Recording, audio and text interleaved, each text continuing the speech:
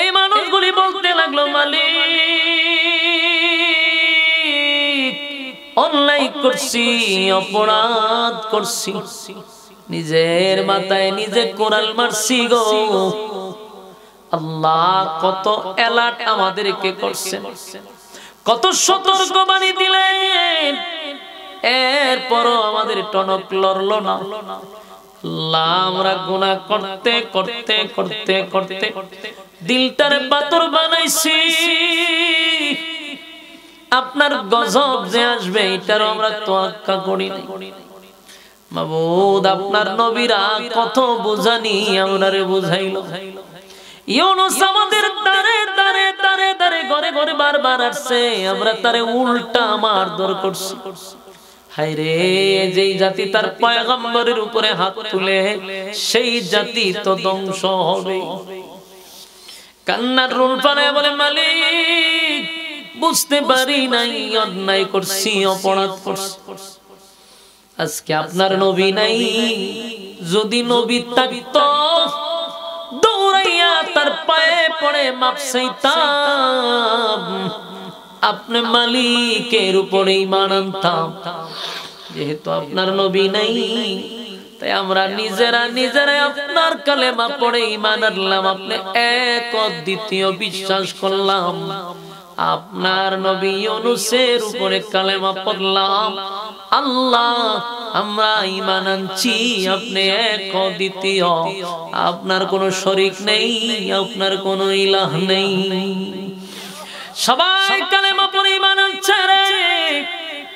বিগত অন্যায় অপরাধের জন্য মালিকের কাছে এমন ভাবে তওবা করছে, এমন কান্না কাঁদছে, কান্নার রোল ফালায়া দিছে। এমনি আমার আল্লাহ ডাক দিয়া বলে, জিবরাইল রে,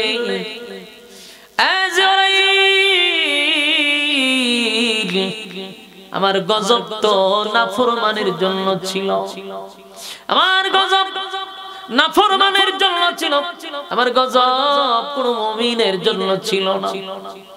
আল্লাহ ওয়ালাদের উপরে গজব করার কথা ছিল না। যারা জমিনে নাফরমানি করছে তাদের উপরে আমার গজব ফালানোর কথা, তাদেরকে ধ্বংস করার কথা। কিন্তু আমি তাকায়া দেখে নেনোয়া নামক শহরে একটা নাফরমানও নাই যার উপরে আমি গজব ফালাবো। সবাই আমি আল্লাহর উপরে ঈমান আনছে, সবাই মুমিন হয়ে গেছে। এখন আর জমিনের মধ্যে নাফরমান নাই রে। জিবরাইল আমার গজব তুমি উঠায়া নাও। গজবের ফেরেশতা দিয়ে গজব উঠায়া নিল। নিনোয়া নামক শহরের মানুষ আসমানের দিকে তাকায়া দেখে আসমানের রং আস্তে আস্তে স্বাভাবিক হয়ে গেছে, বিকট থেকে বিকট আওয়াজটা বন্ধ হয়ে গেছে। তার মানে আল্লাহ গজব দেয় নাই, গজব দেয় নাই, গজব দেয় নাই, কারণ গজব তো দেয় না ফরমানের উপরে। কিন্তু তারা এমন ভাবে তওবা করছে, আমার মালিক তাদের তওবা পছন্দ করছে, তাই তাদেরকে গজব দেয় না। নিনোয়া নামক শহরের মানুষ এখন শুধু পাগল পাগল হইয়া তাদের নবীরে তালাশ করে। হায়রে আমরা আল্লাহর পয়গম্বর পাইয়াও চিনলাম না, পয়গম্বর পাইয়াও আমরা কদর করলাম না। নিনোয়া নামক শহরের গলিতে গলিতে পাবলিক নবীরে তালাশ করে পাঁচটিকে চলে গেছে। ইউনূস নবী এতগুলা ঘটনা জানে না। ইউনূস নবীর ধারণা এতক্ষণে নিনোয়া নামক শহরে আল্লাহ গজব দিয়া ধ্বংস করে দিছে। কিছুদিন পরে ইউনূস নবীর সঙ্গে নিনোয়া নামক শহরের একজনের সাক্ষাৎ। নিনোয়া নামক শহরের লোকটারে দেখা ইউনূস নবী আড়াল থেকে বলতে লাগলো, আপনি কি নিনোয়া নামক শহরে আপনার বাড়ি? বলে হ্যাঁ। ওই দেশের অবস্থা কি? বলে অবস্থা তো ভালো। বলে এই দেশে না গজব পড়ার কথা? বলে না, গজব গজব তো পড়ে নাই। মানুষ কি সব ঠিক আছে? বলে সব ঠিক আছে, কোনো জামানা টামানা নাই। আন্না সাইয়্যিদানা ওয়া সানাদানা ওয়া হাবিবানা ওয়া মাওলানা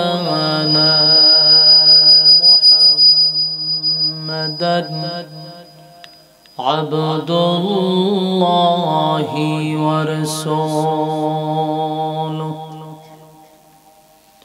أرسله بالحق بشيرا ونذيرا وداعيا إلى الله بإذنه وسراجا منيرا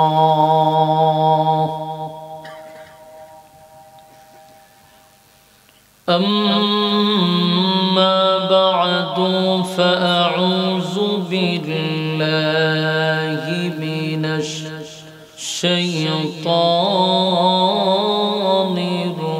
الرجيم بسم الله الرحمن الرحيم وذا النون إذ ذهب مغاضبا فظن أن لن نقدر عليه فنادى في الظلمات أن لا إله إلا أنت سبحانك إني كنت من الظالمين صدق الله العظيم दुरूद शरीफ पढ़ें अल्लाहुम्मा सल्लि अला मुहम्मदिन व अला आलि मुहम्मद कमा सल्लैता अला इब्राहीम व अला आलि इब्राहीम إنك حميد مجيد اللهم بارك على محمد وعلى آل محمد كما باركت على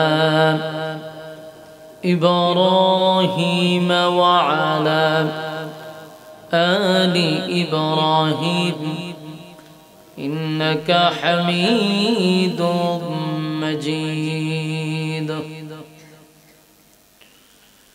मेरा दिल तलब रहा है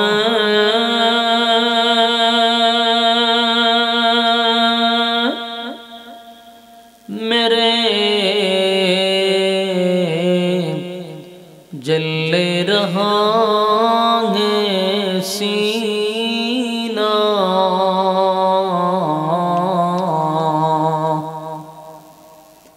ए दवा वही मिलेंगे मुझे ले चलो मदीना बलगल उला जिक्रे बतिल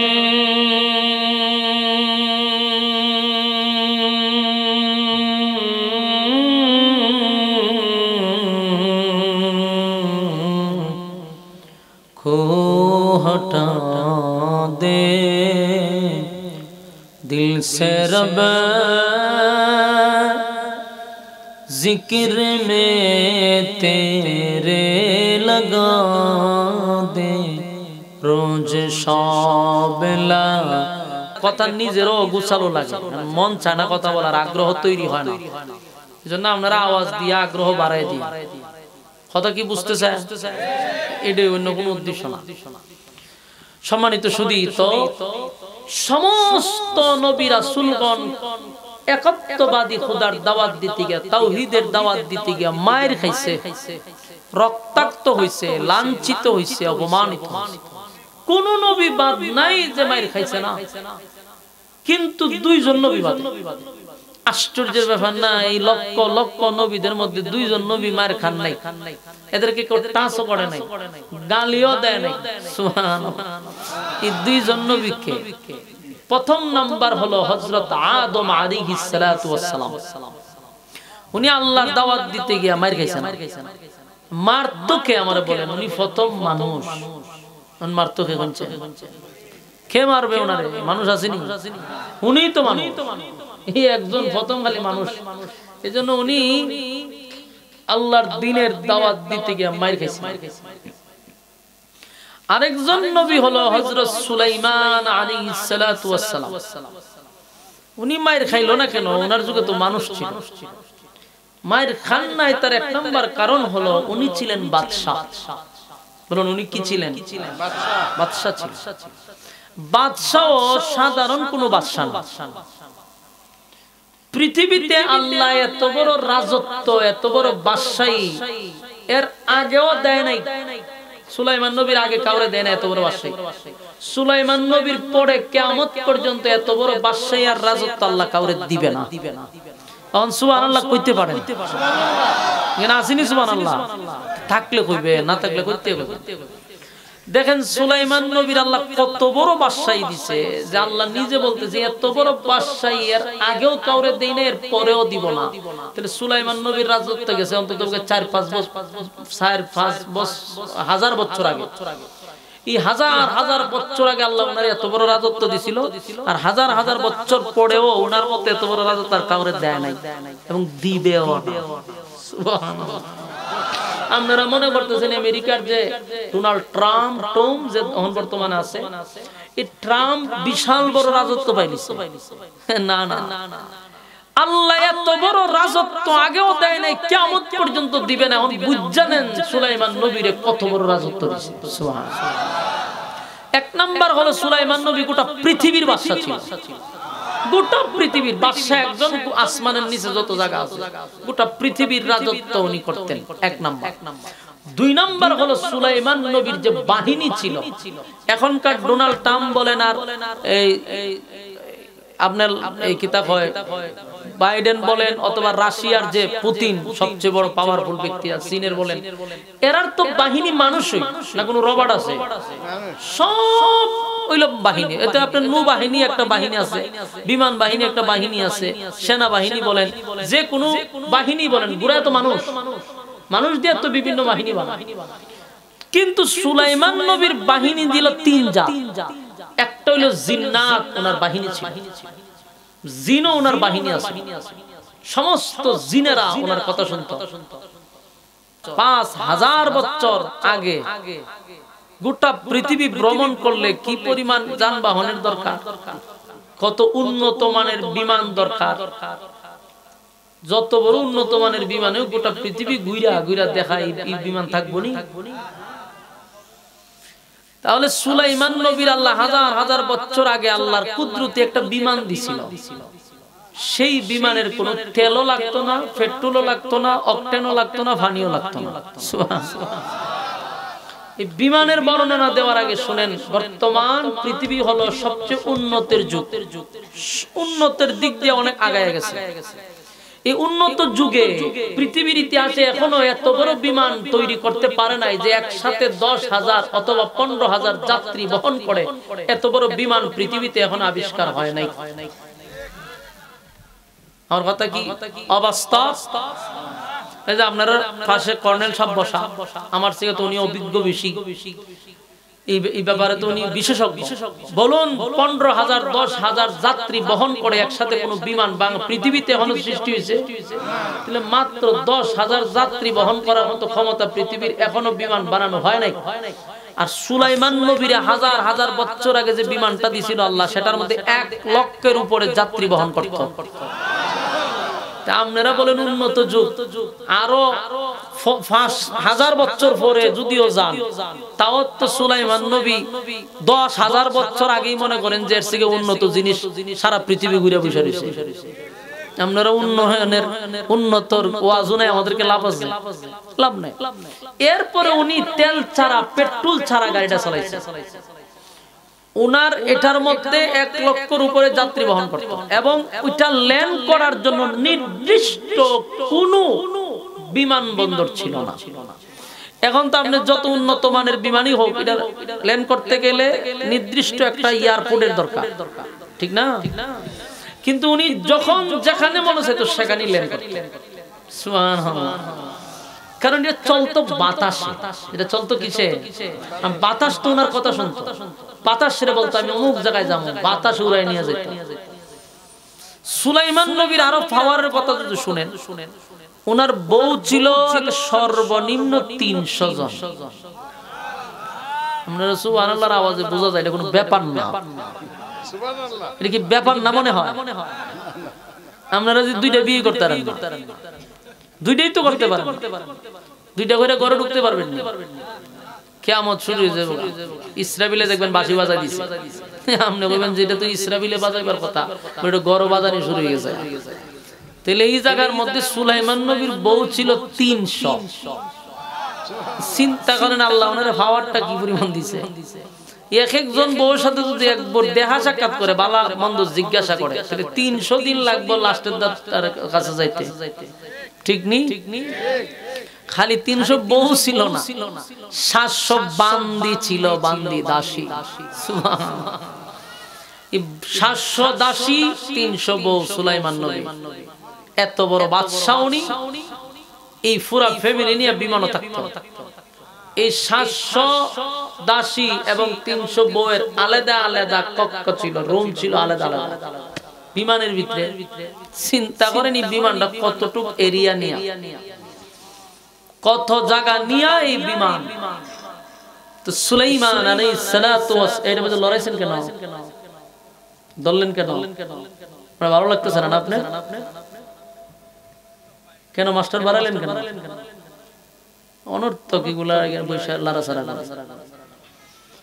দেখেন সুলাইমান, আচ্ছা যাই হোক, আপনারা বিরক্ত লাগতেছে? বিরক্ত লাগলে আমারে বলবেন, এটা আমার ডাবল সুবিধা। সম্মানিত সুধী, তাহলে এই সুলাইমান নবীর ক্ষমতা, মাস্টার কমান্ড মিয়া চলতেছে, তুমি কেন এটার মাঝে ধরলা? তোমার মাইক নিয়ে দুই একটা কথা না বলে তোমার ভালো লাগে না? ব্যবসায় লাল বাতি জ্বললে ভালো লাগে? সুলাইমান আলাইহিস সালাতু ওয়াস সালাম এই জন্য মায়ের খান নাই। কেন মায়ের খান নাই? বাদশা ছিল, পাওয়ারফুল বাদশা। তাহলে আদম নবী মায়ের খান নাই মানুষ না থাকার কারণে, দিন প্রচার করছে কিন্তু মায়ের খান নাই। আর হযরত সুলাইমান নবী দেশের বাদশা ছিল, পাওয়ারফুল বাদশা, মায়ের খান নাই। এছাড়া যত নবী রাসূল দুনিয়াতে আসছে সবাই কি করছে? মায়ের খাইছে, রক্তাক্ত হইছে। এদের মধ্যে একজন নবীর নাম হলো, যেই নবীর নামের উপাধি নিয়ে আল্লাহ ডাক দিয়েছে মাসওয়ালা। ওয়াজান্নুন, মাসওয়ালার ঘটনা তোমরা শুনো, আমি আল্লাহ বলতেছি। আল্লাহ নিজে হয় তোমরা মাসওয়ালার ঘটনাটা শুনো। তুই মাসওয়ালা যে ডাকলেন, ওনার নাম ছিল হযরত ইউনুস আলাইহিস সালাতু ওয়াস সালাম। তো ওনার আল্লাহ মাসওয়ালা কেন বলল? উনি কি মাছের ব্যবসা করত? মাছ চাষ করত? না, উনাকে আল্লাহ মাছ ওয়ালা বলে ডাক দিয়েছে। ওয়াজান্নুন ইয যাহাবা মুগাদিবান ফাযান্না আন লান নাকদির আলাইহি। আল্লাহ বলেন মাছ ওয়ালার ঘটনা বর্ণনা করতেছি, তোমরা তা মনোযোগ সহকারে শ্রবণ করো। মাছওয়ালায় করছেটা কি, মাছওয়ালা ঘটাইছেটা কি, সেটা সামনে আলোচনা হবে। এই ইউনুস আলাইহিস সালাতু ওয়াস সালাম যে শহরে বসবাস করতেন, এই শহরটার নাম ছিল নিনুয়া নামক শহর। সেখানে মানুষ বসবাস করত 4 লক্ষ। এই 4 লক্ষ মানুষ নিয়ে বসবাস করত যে শহরটা, এটার নাম হলো নিনুয়া নামক শহর। এই শহরে ইউনুস নবী কালেমার দাওয়াত দিয়েছে 40 বছর। কত বছর? 40 বছর কালেমার দাওয়াত দিয়েছে। 40 বছর কালেমার দাওয়াত দিতে গিয়া একটা মানুষও 40 বছরে কালেমা পড়ে ঈমান আনে নাই। কথা আমার বুঝতেছেন? বক্সে, এই বক্সে বাড়াও, রিবা বাড়ি কত বক্সে শ্বাস টানতেছে। বলুন কত বছর? ভাই একটু কথা বলেন। 40 বছর। কয়জন কালেমা পড়ছে? একজনও না। চিন্তা করেন এই জাতি কেমন ভালো মানুষ ছিল। যে একজন আল্লাহর পয়গম্বর হইয়া কালেমার দাওয়াত দিছে, তাওহীদের দাওয়াত দিছে, একটা মানুষও কালেমা পড়ছে না। বরং কালেমা তো পড়লই না, উনারে নির্যাতন করছে, রক্তাক্ত করছে, মারছে কালেমার দাওয়াত দেওয়ার অপরাধে। এই পরিস্থিতিতে উনি দাওয়াত চালায়া গেছে। তো টানা 40 বছর দাওয়াত দেওয়ার পরে একটা মানুষ কালেমা পড়ছে না। এর ভিতরে উনি অনেক নির্যাতিত, লাঞ্ছিত। একদিন আল্লাহর কাছে বলতেছে, আল্লাহ আমি এদেরকে 40 বছর দাওয়াত দিলাম, কালেমা পড়লো না, উল্টা আমার এরা মারধর করলো, এই জাতিরে আর কত, আপনি একটা ব্যবস্থা করেন। তো আল্লাহ তখন বলল, ইউনূস রাগ কইরো না, তুমি এদেরকে গিয়া বলো যে তোমরা যদি কালেমা না পড়ো তোমরা উপরে আমি গজব দিব, আমার আল্লাহ তোমাদের উপরে গজব দিবে, ভয় দেখাও। ইউনূস নবী তাদেরকে গিয়া এই 40 বছরের ভিতরে কিন্তু গজব পড়বে কথা বলে নাই। এই প্রথম তাদের সামনে গিয়া বলল, এই লোক সকল তোমরা শোনো, তোমাদেরকে আমি ধারাবাহিক 40টা বছর কালেমার দাওয়াত দিতেছি, উল্টা আমাকে মারধর করছো, কালেমা তো তোমরা গ্রহণ করোই নাই। এবার শোনো, আমার আল্লাহর পক্ষ থেকে বার্তা আসছে, কালেমা যদি না পড়ো তোমাদের উপরে গজব আসবে, গজব তোমরা ধ্বংস করে দিবে। নাউজুবিল্লাহ থাকলে কইতে পারে। এখন এই কথা বলার পরে তো তাদের ভয় পাওয়ার কথা, ঠিক না? এই জাতি কি বলছে শুনবে, এই জাতি কখন গজব আসবে, দিন তারিখ বলো আমাদেরকে, খালি গজব আসলেও বললে চলবে, গজবের তারিখ সহ বলো, আমরা প্রস্তুত। আপনারাই বুঝ জানেন এই জাতি কি পরিমাণ তেরা এবং এদের দিল কি পরিমাণ পাথর, শয়তান তাদেরকে কি পরিমাণ লাড়াচাড়া করছে। গজব আসবে শুনলে তো ভয় পাওয়ার কথা, উল্টা কখন আসবে দিন তারিখ বলো, আমরা প্রস্তুত। নাউজুবিল্লাহ, কি পরিমাণ খারাপের খারাপ। ইউনূস নবী হইয়া ভয়ঙ্কর মানুষ, আমি এদেরকে ভয় দেখাইলাম, আল্লাহ বলল ভয় দেখানোর কথা, দেখাইলাম, ইটা তো বিন্দু পরিমাণ ভয় পাইলই না, উল্টা কখন আসবো দিন তারিখ বলে বলতাম। চিন্তা করেন কি ভয়ঙ্কর। শেষে ইউনূস নবী আল্লাহরে কয়, আল্লাহ কই পাঠাইছেন, এই কোন জাতির কাছে পাঠাইছে? এরারে গজবের কথা বলার পরে এরা কোন সময় পাঠাইবেন দিন তারিখ বলে বইলা দিতেন। আল্লাহ কয়েক কাজ করে, এদেরকে গিয়া বলো আগামী 3 দিন 3 রাতের ভিতরে আমি গজব পাঠাবো। হ্যাঁ, এখন ভালো হইছে না? কত দিনের ভিতরে? 3 দিন 3 রাতের ভিতরে গজব পাঠাবো। এদেরকে বলো 3 দিন 3 রাতের ভিতরে গজব আসবে। ইউনূস নবী গিয়া কয়, তোমরা বলছিলে না যে দিন তারিখ বলার জন্য, তাহলে শুনো, আগামী 3 দিন 3 রাতের ভিতরে তোমার উপরে ঠাড়া পড়বো, গজব আসতেছে, তোমরা প্রস্তুত থাকো। এরা হাসে আর টিটকারি মারে, ঠিক আছে আমরা রেডি, কোনো অসুবিধা নাই, আমরা প্রস্তুত, তোমার আল্লাহরে বলো গজব পাঠানোর জন্য। নাউজুবিল্লাহ। বুঝেন কি পরিমাণ খারাপের খারাপ, শয়তানে কি পরিমাণ লড়াইছে। ইউনূস নবী কয় সর্বনাশ, এরপরও ভয় পাইল না, এরপরও তারা ভয় পাইল না। ইউনূস নবী কয় না, এই জাতির কাছে আর থাকা যাবে না। ইউনূস নবী তার বিবিরে নিয়া আর 2টা সন্তান ছিল লইয়া এই ডিস্ট্রিক্ট ছাইরা ভিন্ন ডিস্ট্রিক্টে গেছে, চলে গেছে। এদিকে এই নিনওয়া নামক শহরের মানুষ এটাকে হাসি তামসা দিয়ে উড়াই দিছে। 2 দিন 2 রাত চলে গেছে, বাকি রয়েছে কয়দিন? 1 দিন 1 রাত। হঠাৎ করে এদের মধ্যে কিছু সংখ্যক লোকে বলতেছে যে তোরা যে এইভাবে ফুর্তি আমোদ করতেছিস, একবার কি চিন্তা করছ ইউনূস আমাদেরকে একটা হুঁশিয়ারি দিয়ে গেছে? তো তারা হাসাহাসি করছে, বাদ দাও এই কথাগুলি, এটা 40 বছর ধরে হইতেছে, মানে এটারে কোনো মানে মূল্যায়নই করছে না বিষয়টা। তো এদের মধ্যে কয়েকজন বলতেছে, শোন লাফা কমাইয়া আগে শোন কি বলে।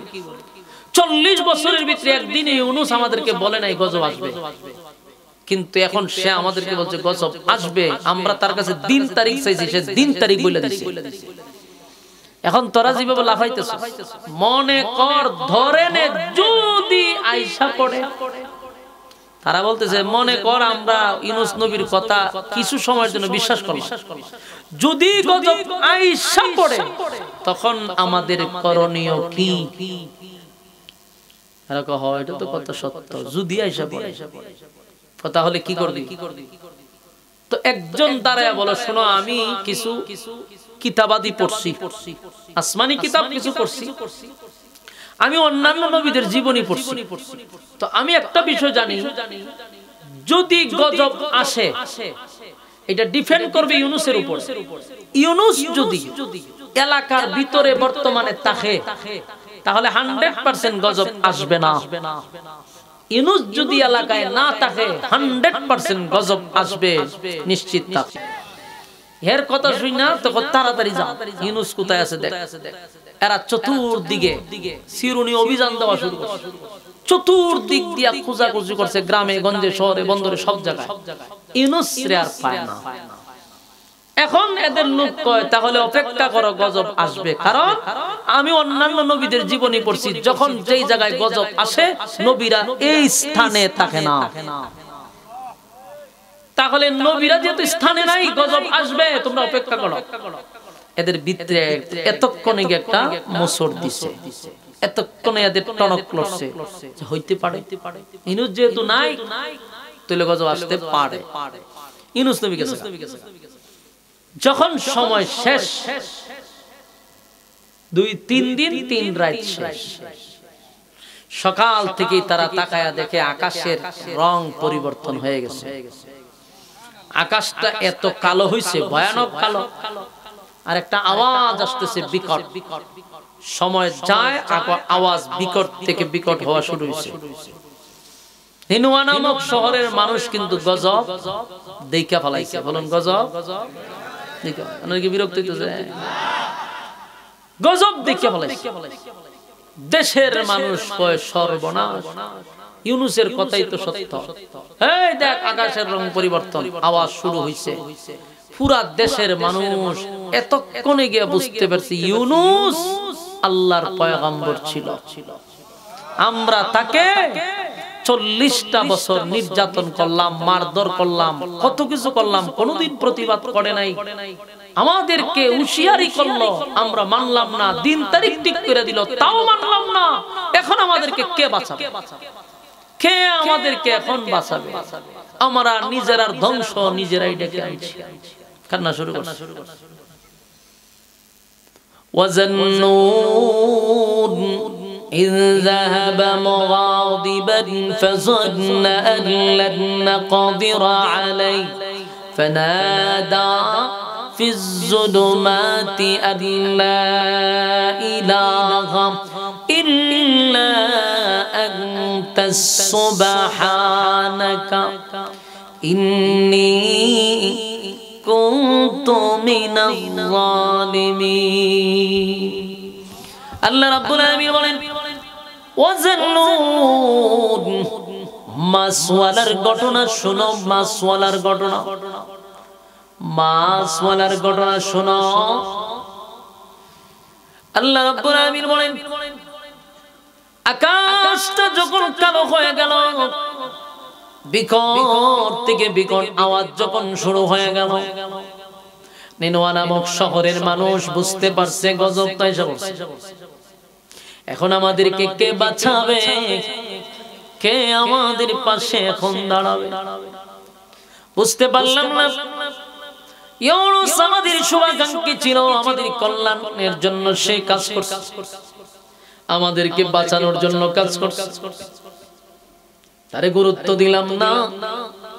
40টা বছর আল্লাহর পয়গম্বরকে আমরা মারধর করলাম, কত লাঞ্ছিত অপমানিত করলাম, আমাদেরকে সতর্কবাণী দিল, সতর্কবাণীটাও পর্যন্ত মানলাম না, এমনকি দিন তারিখ পর্যন্ত জানায়া দিল রে, তারপরও আমরা অ্যালার্ট হইলাম। নিনুয়া নামক শহরের মানুষ এতক্ষণে বুঝতে পারছে গজব আমাদের দ্বার প্রান্তে, আমরা গজব দেখছি রে, গজব আসবে। কান্নার রোল পড়ায়া দিল। আর চিৎকার দিয়া বলতে লাগলো, মালিক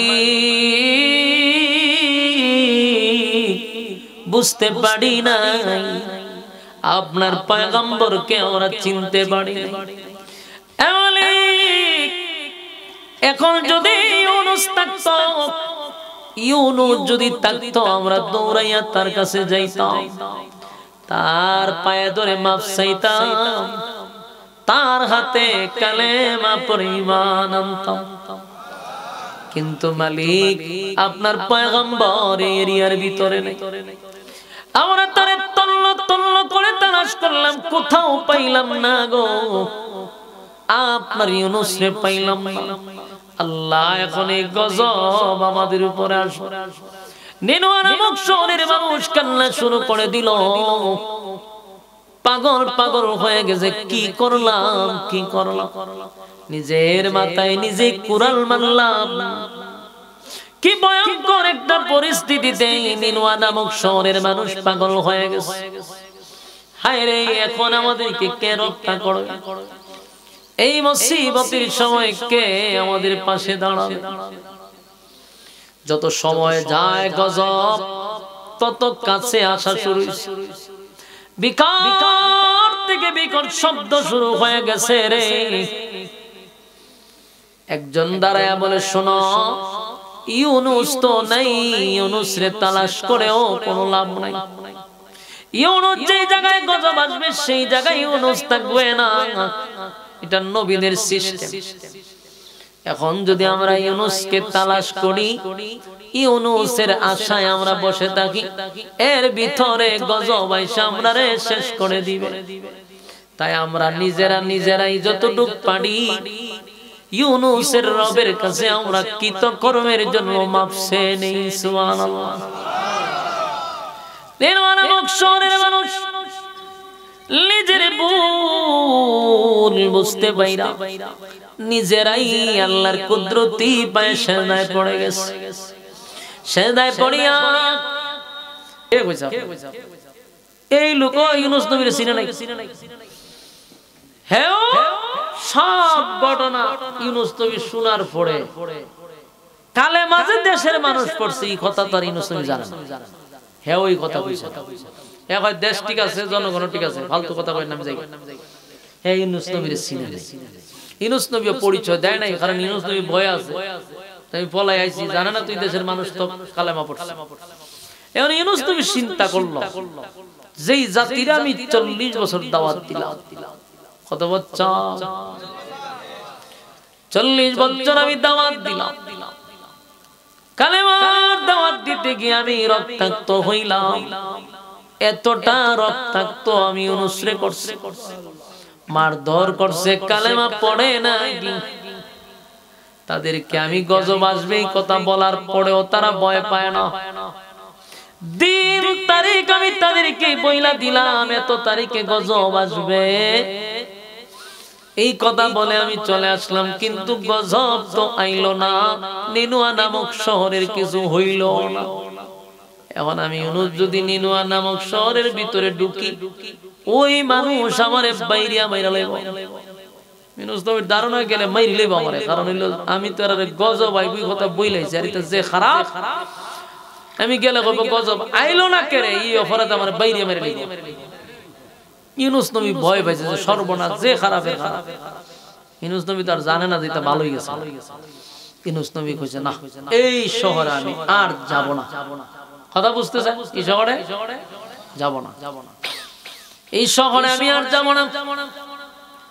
নিজে নিজে সিদ্ধান্ত নিছে। আল্লাহ বলেন, ওয়াজান্নুন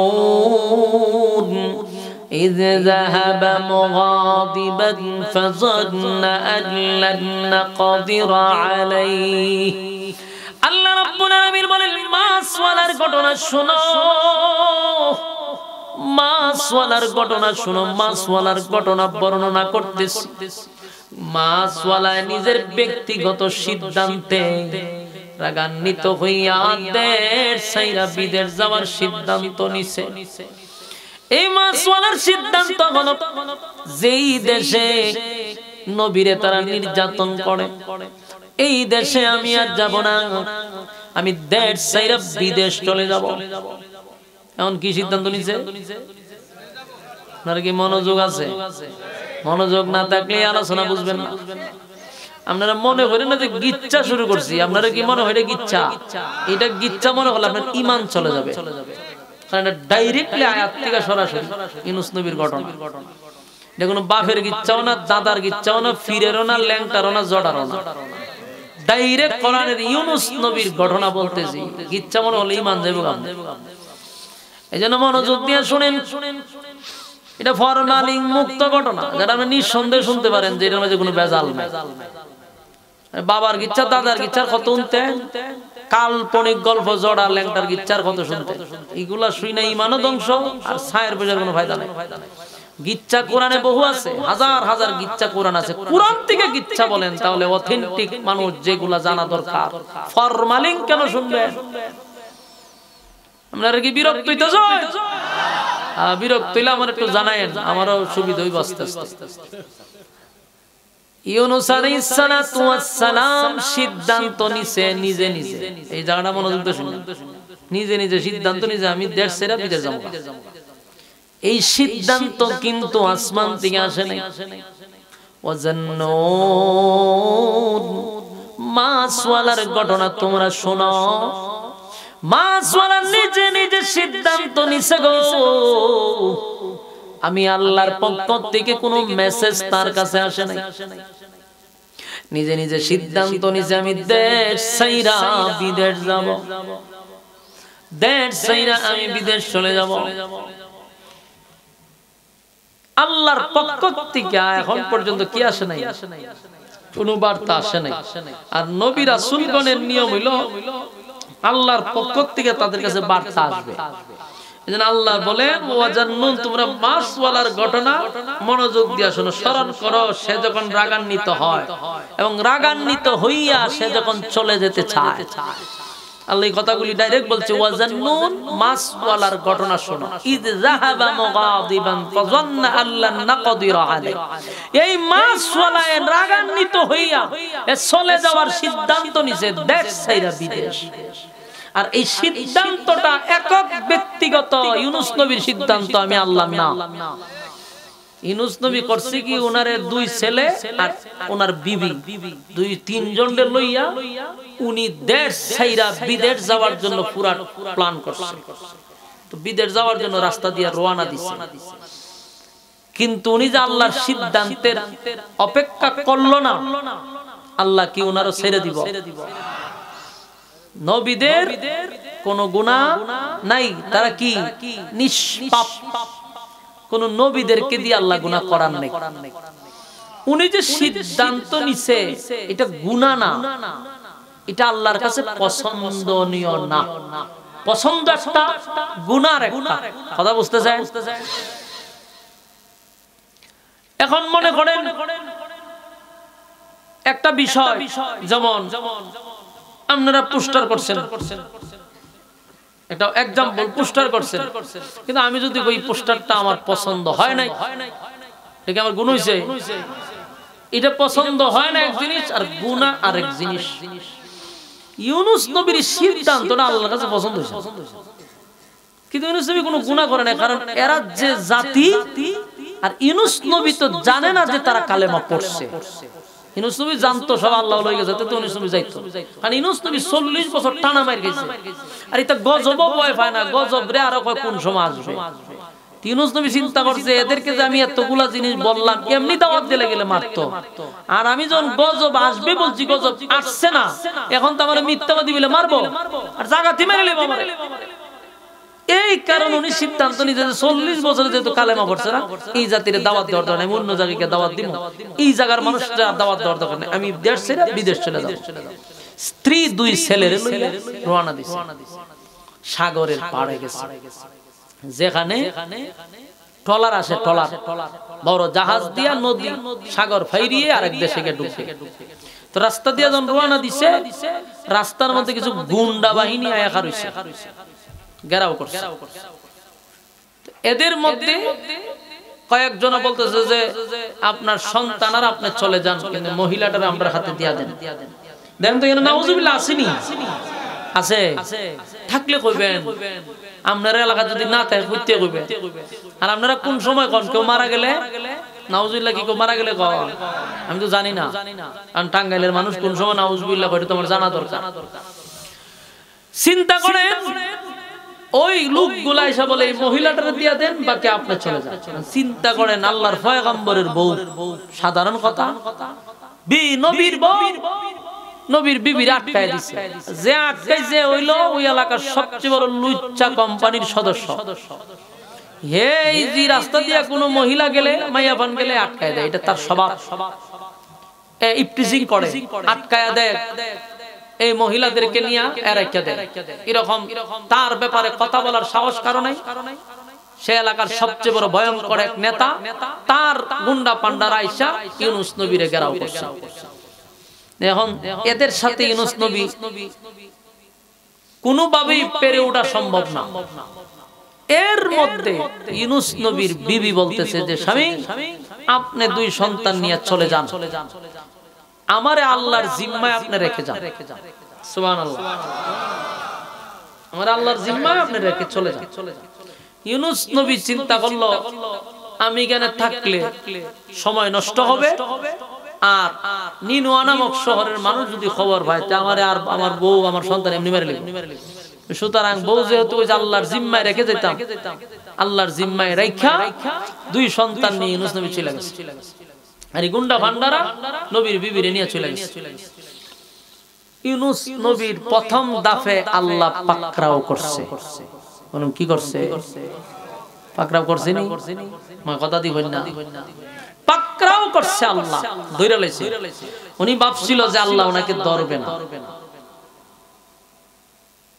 এই যে আল্লাহ এই কথাটা স্পষ্ট করছে ওয়াজান্নুন إذ ذهب مغاضبا فظن أن لن نقدر عليه فنادى في الظلمات أن لا إله إلا أنت سبحانك إني كنت من الظالمين আল্লাহ কয় মাছওয়ালার ঘটনা তোমরা শুনো কারণ সে যখন রাগান্বিত হয়ে চলে যায় এবং মনে করছিল আমি তাকে পাকড়াও করব না বলুন মনে করছিল আমি তারে পাকড়াও করব না ইউনুস নবী মনে করছে আমি আমার বউটো লইয়া দেশ ছেড়ে বিদেশ যাবো তো আমারে ভাইবো কিন্তু আল্লাহ ইউনুস নবীরও পাকড়াও করছে ইউনুস নবী যাদের ভয়ে নিনুয়া নামক শহরের মানুষের ভয়ে চলে যায় যে এরা বেয়াদব এরা গেলে আমারে হত্যা করবে আল্লাহ কয় যে চইলা যাও সিদ্ধান্তটা তো আমি দিছি না তোমার ব্যক্তিগত সিদ্ধান্ত নিলা কেন আল্লাহ পাকড়াও করছে নবীর আল্লাহ ছেড়ে দিয়েছে পাকড়াও করছে প্রথম দফে বিবির আটকায়া দিছে ওয়াজান্নুন মাছওয়ালার ঘটনা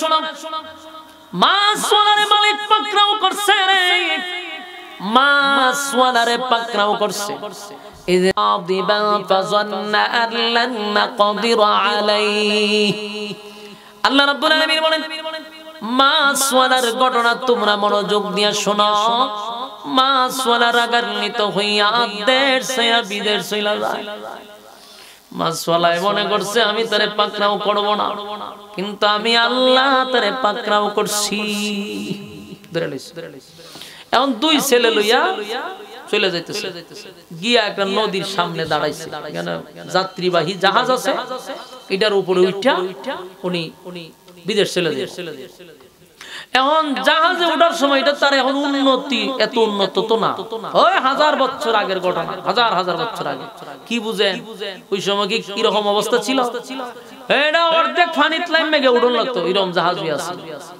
তো এক ছেলেরে উপরে রাখছে ছোট ছেলেটারে কুলে নিয়ে গেছে জাহাজে উঠাইতো তো কিছু পানিতে লাইমে তো যাইতে হয় হঠাৎ করে ওনার এক সন্তানকে যেটা কুলা আছে এটারে মাছে লয়ে টান মেরে গেছিল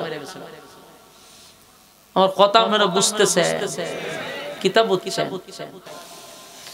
আল্লাহ রাব্বুল আলামিন বলেন আমি ইউনুসরে পাকড়াও করছি কারণ আমার অনুমতি ছাড়া ইশারা ছাড়া ইউনুস দৌড় মারছে আমি আল্লাহ তাআলা পাকড়াও করছি ওয়াজান্নুন মাছওয়ালার ঘটনা শোনো। ইউনূস আলাইহিস সালাতু ওয়াস সালাম ছেলেটারে লইছে, ছোট ছেলেটারে কোলে লইয়া গেছে, এটা মাছ লইয়া গেছে টান মাইরা, তার রইছে কয়জন, ওই ছেলেটারে তো জুফরে, আর এটারে লইয়া নিচে নামছিল, এটারে লইয়া গেছে টান মাইরা, হঠাৎ করে কিসে টান মাইরা লইয়া গেছে। এখন তো চিন্তা করেছে ঘটনা কি। ইউনূস নবী বুঝতেছে একের উপর এক আমার উপরে পাকড়াও শুরু হইছে, পাকড়াও শুরু হইছে, উনি নিজে বুঝতে পারছে। এখন মন খারাপ করে গেছে, বড়টা রেখে কোলে করে আনবো, সায়াদে বড়টা হলে বাগে দৌড় মারছে, শেষ নি।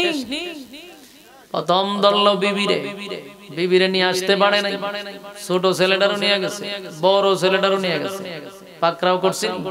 হ্যাঁ কথা কই না আমার যুবক ভাইরা, নবীদেরকে আমার মালিক পাকড়াও করছে, নবীদেরকেও পাকড়াও করছে। মালিক বলে মাছওয়ালা মনে করছে আমি তারে ছেড়ে দিব, কিন্তু আমি মাছওয়ালারে পাকড়াও করছি। আল্লাহ বলেন ওয়াজান্নুন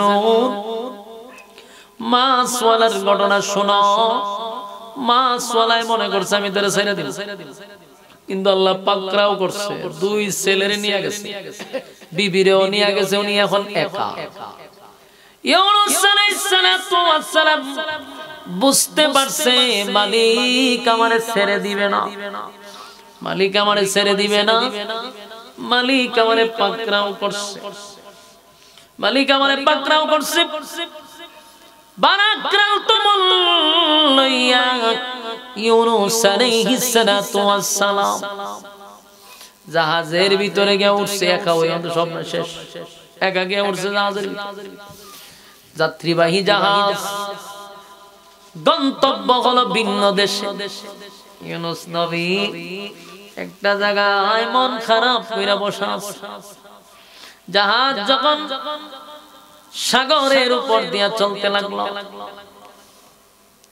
মাঝ সাগরে যাওয়ার পরে এখন জাহাজ গাড়িটা মাঝখানে মানে ঘুরা, এক জায়গা তুই ঘুরা, আবার পাকড়াও শুরু হয়েছে। ও কথা না, শান্তি নাই, শান্তি নাই। দুই ছেলে গেল, বিবি গেল, নিজেও শান্তি নাই। এখন জাহাজ যাইব সুজা, এখন এটা জায়গা থেকে জায়গা ঘুরতেছে। সমস্ত যাত্রীবাহীরা, জাহাজের ভিতরের সমস্ত মানুষরা পাগল পাগল হয়ে গেছে। হায় হায়, যেটা এরকম করার কথা না, পানির উপরে ঘুরে রে আমাদের জীবন এখন বিপদে। আর তখনকার যুগ তো এটা গণক মনক বকর চকর, এটা অনেক কিছু জানতো। ইডি বকর চকর করে একটা একটা করে এখানে রুগী আছে। কি রুগী? হয় কোন গোলাম তার মালিকের অর্ডার ছাড়া এখানে উঠছে, এরকম কোন বাগরা গোলাম আছে। বাগরা গোলাম, বাগরা গোলাম বুঝিনি? বাগুন্যা আমরা কিতা কম পলায়াদে যায় রে, কিতা কম বাগুন্যা। এই বাগরা গোলাম সে পলায়ন করছে মালিকের অর্ডার ছাড়া, এরকম কোন গোলাম এখানে অবশ্যই আছে। এই জন্য এই জাহাজ আর সামনে যায় না। চিন্তা নেই তার মাথা কি পরিমাণ, কথা বুঝতেছেন? বিধর্মী হইল, এদের মাথা মারাত্মক ছিল, মেধা শক্তি ভালো ছিল, এদের ব্রেন মারাত্মক ছিল। এখন যদি এটি থাকতো তো এটি বহুত আগে এরা গ্রহ, মঙ্গল গ্রহ টঙ্গল তো ঘুরে পড়তো, আরো কত জিনিস আবিষ্কার। কারণ এর ব্রেন ভালো ছিল, এটার কারণ আছে। এর ব্রেন ভালো হওয়ার কারণে এরা গুনাহ করতো কম, কথা বুঝতেছে? গুনাহ ছিল কম, এই জন্য এদের মেধা ভালো ছিল। গুনাহ বলতে কি, এরা তো বিধর্মী ছিল, এটা হলো একটা জিনিস। আর একটা হইলো মানুষ যে গুনাহগুলি করে, জানা, বেবিচার, মিথ্যা, সুদ, ঘুষ, নাপাক খাবার, এইগুলা তখন চিনতো না, বাটপারি যেটারই ছিল না। শুধু জাস্ট একটাই, এটা হলো আল্লাহ মানতো না, এটা তো বড় গুনাহ। কিন্তু আদার্স তারা সুদ খাইতো না, ঘুষ খাইতো না, মিথ্যা বলতো না, জানা বেবিচার করতো না। এই জন্য তার ব্রেন ভালো ছিল। আর আমাদের ব্রেন কমছে গুনার কারণে, মেধা কমছে গুনার কারণে। আগাম কুহামের ফিস ডিগ্রি বুঝে রয়েছে, এই জন্য মেধা কম। তো এরা এই গবেষণা বাইর করছে যে কোন গোলাম মালিকের অর্ডার ছাড়া পলায়ন করে জাহাজ উঠছে, এই জন্য জাহাজ সামনে যায় না, খালি জাকাত ঘুরে। এটারে ফাইলে পরে তোমরা ইডাল দিয়ে ফালাই দাও সাগরে, দেখবা এই সাগর এই জাহাজ আবার সামনে দিয়ে চলতে থাকে। এরা জানি ঘোষণা দিছে ইউনূস নবী হে বালা কাম হইছে, বাগরা গোলাম তো আমি তো আমার মালিকের অর্ডার ছাড়া আমি আসছি, তাহলে আমার জন্য কেন জাহাজের মানুষ বিপদে থাকবে? আমার তো এমন নাই হেমন নাই। তো এরা ডাক দেখো কয়ো তোমরা অনর্থক মানুষকে বিভ্রান্ত না কইরা, আমি হলাম বাগরা গোলাম, মালিকের অর্ডার ছাড়া আসছি বিদেশে যাওয়ার জন্য। আমারে দইরা আপনারা সাগরে ফেলাই দেন, আপনারা এই জাহাজ সোজা গন্তব্যে চলে যাবে। এরা ইউনূস নবীর চেহারা দেখিয়া সর্বনাশ, এত সুন্দর চেহারা, এত সুন্দর চেহারা, সুঠাম দেহ, আপনি তো গোলাম হইতে পারেন না। এরা তো আর এই গোলাম জানে না উনি কোন গোলামের কথা কইছে। এরা মনে করছে যে কোন বাড়িতে কাজ করতো এরকম একটা গোলাম ভাগ্যে পড়ছে। আর ইউনূস নবীর তো দিলে বাড়ি মারছে, আমি তো আমার আসল মালিকের অর্ডার ছাড়া এসে বসে, আমিও তো গোলাম। হেরার বক্তব্য বলে যে না, গোলামের চেহারা এমন না, আপনি তো বাদশার চেহারা লয়ে আসছেন, গোলামের চেহারা এমন না। ইউনূস নবী কয় আমি গোলাম, আমি মালিকের অর্ডার ছাড়া আইছি। না না, এটা হবে না। আপনারা যদি আমরা সাগরে ফালাইয়া দিই, তাহলে এখন তো সাগরের মাঝখানে জাহাজ পানির উপর দিয়া ঘুরে, আর আপনারা যদি ফালাই দেয় তাহলে জাহাজ পানির নিচে ঘুরবো। আপনার মতো এরকম সুন্দর চেহারা সব বনাস, আপনারা ফালানো যাবে না। ওখানে এরা কয় আমরা কি করি, অপরাধী তো বের করতে হবে। অপরাধী বের করার জন্য, অপরাধী বের করার জন্য এরা লটারি মারছে। লটারিটা যখন দিব, যার নাম উঠবে তারে উড়ায় ফেলে। এখন তোমরা এটা মাইনা নাও, কারণ যখন লটারিতে কেউ নাম উঠবো তোমরা বুঝে নিও যে এটা তোমার কপালের দোষ। কিসের দোষ? তোমরা নাম উঠলে তোমরা বুঝবা যে এটা কপালের দোষ, নসিবের দোষ। প্রস্তুতি নিবা, ইডাল দিয়ে ফেলে। এখন মানুষ না ভাইরা রাজি হইছে, না ভাইরে কি হইছে, রাজি হইছে। লটারি শুরু হয়ে গেল, সমস্ত যাত্রীরা ভয়ে আতঙ্কে আছে, হায় হায় যদি আমাদের নাম উঠে তাহলে তো জীবন শেষ। কিন্তু যখন লটারি শুরু করলো, প্রথম নাম উঠছে ইউনূস নবীর নাম। আল্লাহ পাকরাও করছেন মাছওয়ালার ঘটনা শোনো, যাহাবা মুগাদিবান فظن أن لن نقدر عليه। এই মাছওয়ালার ঘটনা শোনো, মাছওয়ালা মনে করছে আমি তারে পাকড়াও করব না, কিন্তু আল্লাহ পাকড়াও করছেনি। এবার নাম উঠছে ইউনূস নবীর নাম। সমস্ত জাহাজের যাত্রীরা কয় এই নাম ইউনূস কার? বলে আমার। সব বনাস হুজুর, আপনার নাম দুইটা গেছে গা। এরপরে এরা কয় না না না, নাম উঠলেও হবে না, উনারে ফানিত ফালানো যাবে না, কারণ এটা ভুলে উঠছে। এই লোক ফালাইলে আমরা জাহাজ উল্টে দিব। এত সুন্দর চেহারা, পূর্ণিমার চাঁদের মতো চেহারা, আর নবীদের চেহারা তো বুঝেন, এটা আপনার ওয়াজ করে বোঝানো যেত। যেই সময় যেই যুগে নবী পাঠায়, এর থেকে সুন্দর আল্লাহ পৃথিবীতে আর কাউরে পাঠায় না। ইউনূস নবীর চেহারা দিকে এরা ব্যাকল, যেমন সুন্দর চেহারা লোকরে ফালাইলে আমরা বিপদ আছে। নাম উঠছে একবার ইউনূস নবীর নাম, এরা কয়টা ভুলে উঠছে আরেকবার লটারি টান, আরেকবার লটারি টান দিয়া দেখি কেন ইউনূসের নাম। কয়টাও ভুলে উঠছে, আবার টান দাও, আবার টান দিয়া দেই ইউনূস নবীর নাম। এইভাবে ইউনূস নবীরে বাঁচানোর জন্য 10 বার নবীর নাম ওঠার পরে জাহাজের সব মানুষ একজনের দিকে আরেকজন তাকায়, ঘটনা কি তা? এই লোকরে তো গোলাম মনে হয় না রে, কিন্তু বারবার তার নাম উপরে উঠে। কয় হুজুর আপনি ঘটনা খুললা কোন? ইউনূস নবী বলেন আমি আমার মালিকের একজন পাঠানো পয়গম্বর, আল্লাহ আমারে পছন্দ করে দুনিয়ায় পয়গম্বর হিসেবে পাঠাইছে। আমার মালিক হলেন যিনি আপনি আমাকে সবাইকে সৃষ্টি করছেন, এই স্রষ্টা হল আমাদের মালিক। আমি ওই মালিকের অর্ডার ছাড়া দেশ ছাইরা বিদেশ যাওয়ার সিদ্ধান্ত নিছি, তাই আমার মালিক আমারে পাকড়াও করছে। এখন জাহাজের সবাই কয় কি করো হুজুর, আমরা মাফ করে দিও, কারণ আপনার নাম যে বারবার উঠে, আমরা চেষ্টা করছি বহুত আপনার বাঁচাবেন লেগে, আর কাম হইছে না। দরকার হুজুরে তো তাড়াতাড়ি হয়ে গেলে আর পাও দইরা হুজুর মাফ করে দিও, কই ইডাল্লাহ ফলাইছে। ইউনুস নবীরে যখন সাগরে ফালাই দিছে, ইউনুস নবী পানিতে পড়ার আগে এক মাছ ইউনুস নবীরে খাই দিছে। মাছ আইসা ইউনুস নবীরে খায়া ফলাইছে। এখানে আরো কয়েকটা রওয়ায়াত আছে। আরেকটা রওয়ায়াত আছে যে মাছটা ইউনুস নবীরে খাইছে, এই মাছ সহ আরেক মাছ এই মাছটা খাই দিছে। তাহলে ইউনুস নবী কয় মাছের পেটে? দুই মাছের পেটের ভিতরে চলে গেছে। সুবহানাল্লাহ। এতক্ষণে মাছওয়ালা কেন বলা হয়েছে দেখছেন? কেন ইউনুস নবীর নামে উপাধি ছিল মাছওয়ালা? কারণ মাছের সাথে ওনার একটা সম্পর্ক আছে, আর এই সম্পর্ক হলো মাছের পেটের ভিতরে। এতক্ষণ বুঝছেন মাছওয়ালা কেন আল্লাহ বলছে? ওয়াজান্নুন, মাছওয়ালার ঘটনা শোনো। এই মাছওয়ালা মাছের পেটের ভিতরে ঢুকে গেছে ইউনুস পয়গম্বর। যেই মাত্র মাছের পেটের ভিতরে ঢুকছে, বলুন তো দেখি কেউ যদি মাছের পেটের ভিতরে ঢুকে মানুষটা কি বাঁচতে পারে? সাপে খাইলে মানুষ বাঁচে, বাঘে খাইলে বাঁচে। ইউনুস নবীর একটা নয় রে, দুইটা মাছের পেটের ভিতরে ইউনুস নবী বাঁচার কথা নয় গো, বাঁচার কথা না। কিন্তু ইউনুস নবীরে যখন মাছে খাইছে, আল্লাহ কয় ইউনুস রে মাছরে অর্ডার দিছি খাওয়ার জন্য, মাছরে অর্ডার দিছি, মাছরে অর্ডার দিলাম খাওয়ার জন্য, কিন্তু হজম করার অনুমতি আমি আল্লাহ দেই নাই।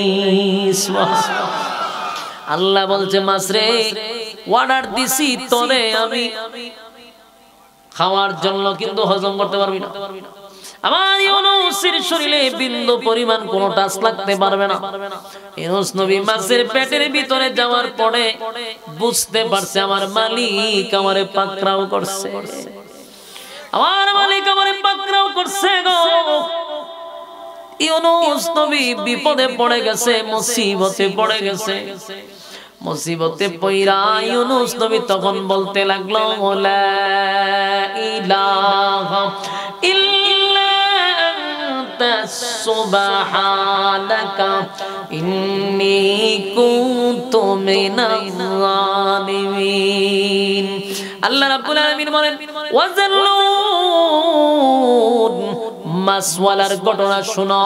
ইয যাহাবা মুগাদিবান ফাযান্না আন লান নাকদিরা আলাইহি ফানাদা ফিজ যুলুমাতি আল্লা ইলাহা ইল্লা আনতা সুবহানাকা ইন্নী কুনতু মিনাজ জালিমিন। আমার জবাব এখান থেকে তোমার আর আমার শিক্ষা গ্রহণ করা দরকার। এখান থেকে আপনি আর আমার শিক্ষা গ্রহণ করা দরকার। শিক্ষাটা হলো ইউনুস আলাইহিস সালাতু ওয়াস সালাম যখন মাছের পেটের ভিতরে চলে গেছে, আমার আল্লাহ ইউনুস নবীরে পাকড়াও করছে। পাকড়াও করিয়া ইউনুস নবী পেটের ভিতরে গিয়া সর্বপ্রথম মুসিবতের মধ্যে পড়ে শরণাপন্ন হইছে কার? আল্লাহ বলেন ইউনুস আমার পাকড়াও যখন ইউনুস নবীরে করলাম, কিন্তু ইউনুস মুসিবতে পড়া শরণাপন্ন হইছে আমি আল্লাহ। লা ইলাহা ইল্লা আনতা সুবহানাকা ইন্নী কুনতু মিনাজ জালিমিন। ইউনুস নবী আল্লাহরে ডেকে ডেকে বলল তুমি ছাড়া আর কোনো ইলাহ নাই এবং তুমি পবিত্র সত্তা। আমি অপরাধ করছি, আমি অন্যায় করছি। আমার জবাব ভাইরা, ইউনুস নবী মুসিবতের মধ্যে পড়ে লা ইলাহা ইল্লা আনতা সুবহানাকা এই শব্দটা 1.5 লক্ষ বার পড়ছে। 40 দিন ছিল মাছের পেটের ভিতরে। কতদিন?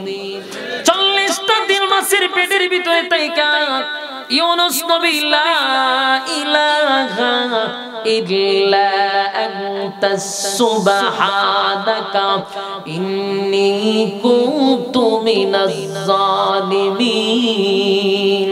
লা ইলাহা, আল্লাহ ছাড়া কোনো মাবুদ নাই, আল্লাহ ছাড়া কোনো মাবুদ নাই, কোনো ইলাহ নাই।